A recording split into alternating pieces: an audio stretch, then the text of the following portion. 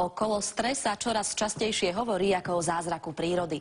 Pravdou je, že účinky žltej tekutiny oceňovali už grécki atléti, starí Inkovia i keľtskí bojovníci. Goetheho osobný lekár Schiller o ňom písal ako o prostriedku s veľkým vplyvom na udržanie zdravia a imunity. Dnes ho skúmajú v súvislosti s liečbou rôznych ochorení. Kolostrum či mledzivo si mnohí milia s klasickým materským mliekom. Obe tekutiny sú produktmi mliečnej žľazy, avšak s týmto rozdielom. Kolostrum sa tvorí zhruba do 2. až 6. dňa po pôrode. Je pravdou, že v kolostre je najviac imunolátok, sú tam najviac koncentrované. Tento fakt využil farmaceutický priemysel a kolostrum začal dodávať na trh. Tekuté kolostrum, ale takisto aj vo forme žuvacích tabliet, kapsul či prášku. Nejde však o kolostrum ľudské, ale väčšinou krauské. Je, dá sa povedať, že najpríbuznejšie tomu ľudskému kolostru. Spektrum jeho pozitívnych účinkov je podľa výskumov skutočne ohromujúce.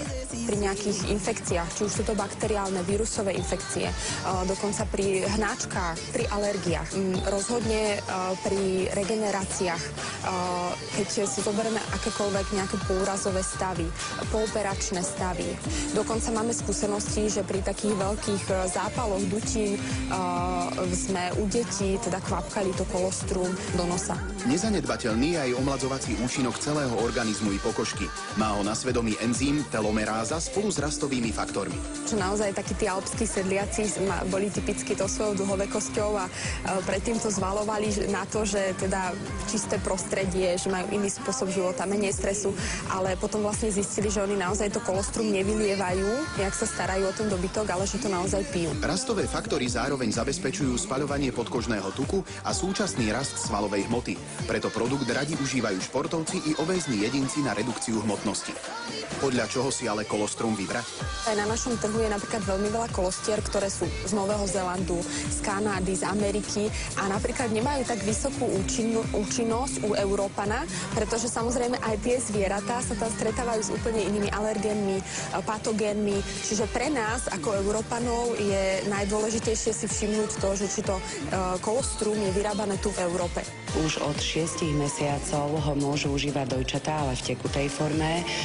Deti od 3 rokov ho môžu užívať či už vo forme tabliet alebo kapsul. Tým, že spolupracujeme s niektorými pediatrami aj tu v Čechách, aj na Slovensku, tak máme skúsenosti, že v nejakých extrémnych prípadoch sme podávali naozaj od prvého dňa. Čiže naozaj tým, že to neobsahuje žiadnu chémiu, tak naozaj aj tým malým detičkám to môžete podávať. Pokiaľ mamička má nejaký problém na začiatku s dojčením, tak je podľa mňa skôr rozumnejšie uvažovať o nejakej inej alternatíve, o kolostre od náhradnej matky alebo neskôr materskom mlieku od náhradnej matky, ale veľmi by som neodporúčala experimentovať s inými kolostrami. Možno práve pri tom kolostre je výhoda oproti iným typom liekov, alebo nejakej tej chemii, je výhoda to, že ním sa v podstate nepredávkujete. Ale opäť apelujeme na spotrebiteľov, aby naozaj dodržiavali odporúčané dávky. Skupina ľudí, kedy sa kolostrum neodporúča, je to konkrétne vtedy, keď je človek alergický na mliečnú bielkovinu. Ďalšia skupina ľudí je skupina ľudí, ktorí majú transplantovaný nejaký orgán. Neboli publikované žiadne vedecké štúdie, ktoré by zaznačili, že napríklad nadmerné užívanie kolostra alebo celkové užívanie kolostra môže spôsobiť zástavu protilátok v ľudskom organizme. Taktiež zatiaľ nebolo vedecky dokázané, že by užívanie kolostra spôsobovalo u užívateľov závislosť.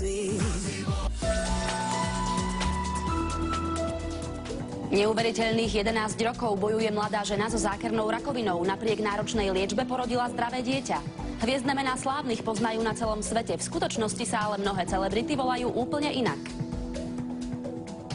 Majte sa pekne a nenechajte si pokaziť náladu upršaným počasím. Dovidenia zajtra.